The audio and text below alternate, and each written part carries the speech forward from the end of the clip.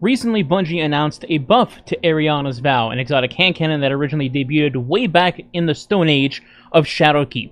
Now, at the same time, when this debuted, we also had the debut of champions, including specifically barrier champions. Originally, the buff in question to this gun was let it ignite an enemy if it were to break a barrier shield or a matched enemy type, aka a solar shielded enemy.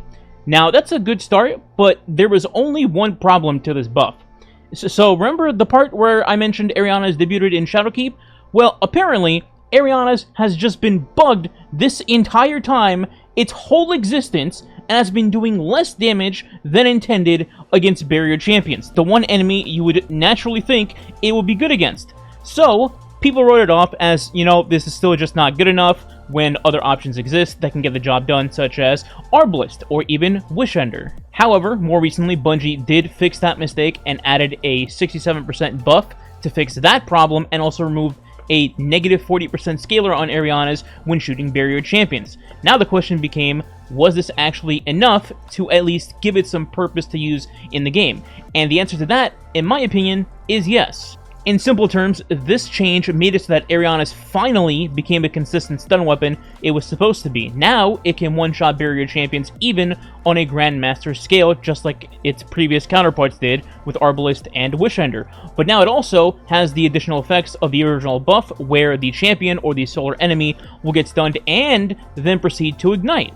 And thanks to the wild power creep that has been added to the game in recent times and how manipulative ignition chaining can be, this has made Eriana's much more fun to use and viable to actually want to use in endgame content. Now, don't get me wrong, I'm still very much on the Outbreak Perfected bandwagon and how silly it is in synergy with Prismatic, but we won't have anti-barrier pulse rifle forever, and when it comes to content that has a ton of barrier champions or solar shields, I think Eriana's Vow now becomes a solid candidate. Alright, that's enough yapping about the changes. Let's talk about the build, silly content man. So the build is pretty simple. Eriana's now makes things go boom. We want to optimize the effectiveness and the damage of the boom. With this in mind, I started with the weapons. Since ignitions are solar based and so is Eriana's, I chose a solar heavy to pair with it just for easy cleanups, since Eriana's prime objective will be to stun shielded or chunky targets such as champions. So my personal choice here was Apex Predator, since it has a nice damage output and will synergize with the solar surges. But this isn't a must. You could always choose something else, like let's say the machine gun fixed odds, which will give you a better ad clear and have more ignitions popping off more often. Next was character choice. Technically speaking, you could run this on any character, since every character has some nice solar builds in general, and they'll do great. But I ended up choosing Hunter due to just having more explosive damage, no pun intended.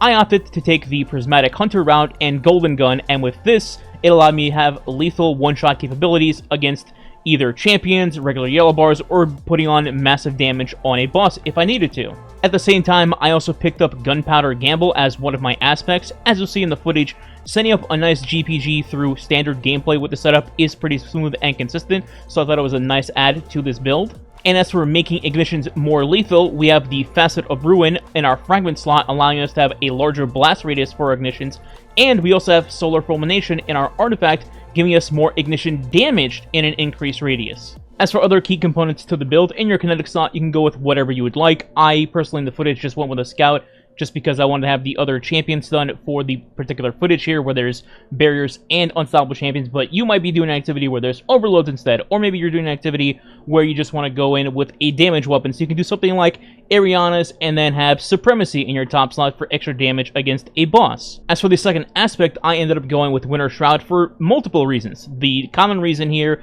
is going to be, of course, for Prismatic, where you can dodge around enemies, make them slow, get a nice chunky health bar meter fill off of that to get to your Prismatic meter faster, but also in activities, again, where you would have champions, you can use this against those champion types as well. If you use it against overload champions, then you just outright stun them. If you use it in combination with something like your Shuriken against barriers or unstops, then you can freeze them, and for unstops, once they're unfrozen, they'll get stunned, and for barriers, you can just try to outright kill them while they're frozen. But of course, the most common way to do this is having a dust field grenade in your grenade slot, and then simply just throwing your dust field on an enemy and then dodging on them, which will then freeze them instantly and have you do your combo from there.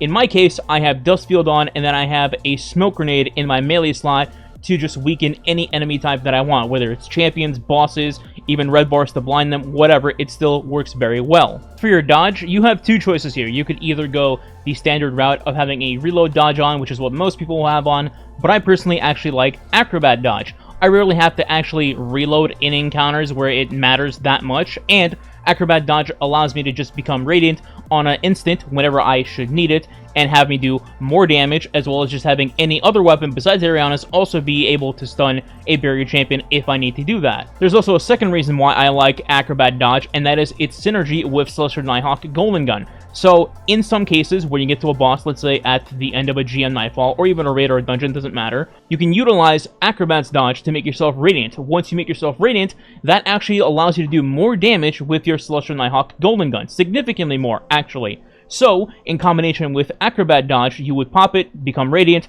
throw your Weaken Smoke, throw your Dust Field, and then use your Golden Gun, and you will do significantly more damage than you normally would if you were not Radiant. And just to tie this in with Golden Gun, let's talk about all the fragments now. So from left to right, we have 6 fragments. We already talked about Facet of Ruin, so we're going to skip that.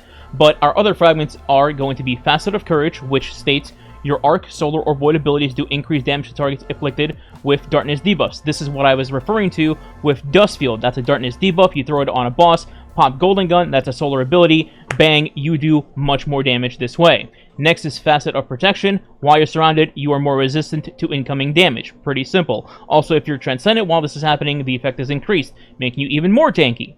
Next is Facet of Command. Freezing or suppressing a target reloads your equipped weapons and increases blah blah blah blah blah, we don't care.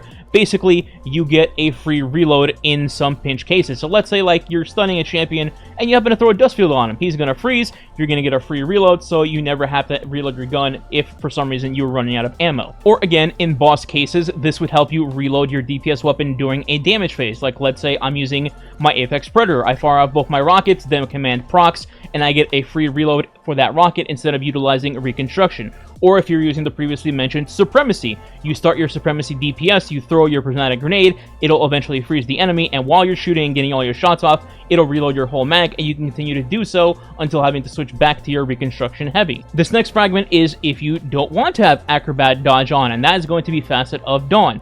Powered melee hits against targets makes you Radiant. So, if you don't want to use Acrobat Dodge and you prefer to have the Reload Dodge on, that's totally fine. You can put Facet of Dawn on, and then just make sure that you throw your Weaken Smoke on an enemy when you want to be Radiant. Number 5 was again Facet of Ruin. It increases the area of effect of Solar Ignitions. And then finally, number 6 is Facet of Purpose.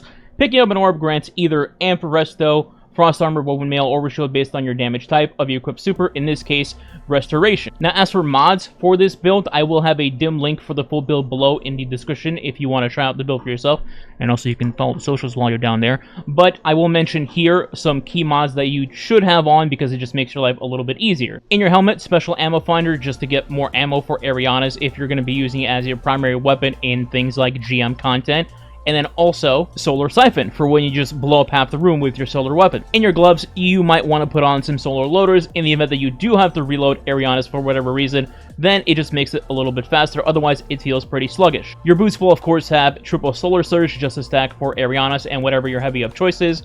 And then finally, in your class item, nothing is really mandatory, though I will say Special Finisher could be nice for you since, again, you want to have as much special ammo as possible, and also things like Powerful Attraction for when you do blow up half the room and you make a bunch of orbs. You can also use your dodge to reload or become Radiant, and also pick up a bunch of orbs, get into your Celestial Nighthawk Golden Gun that much faster. So in conclusion, I think finally Eriana's Vow is viable and capable of actually being used in endgame content without it feeling like you're bringing a knife to a gunfight. Anyway, that's all for this video. Again, the dim link will be down in the description below if you want it. If you did enjoy the build or the video, please consider subscribing today. It does help the channel grow and is much appreciated. We're trying to hit 50k as soon as we can. And if you want to go the extra mile, you can leave a like and or comment below as well. If you don't know what to comment, you can simply leave Eriana's Vow as the comment. Thanks for watching. Catch you next time.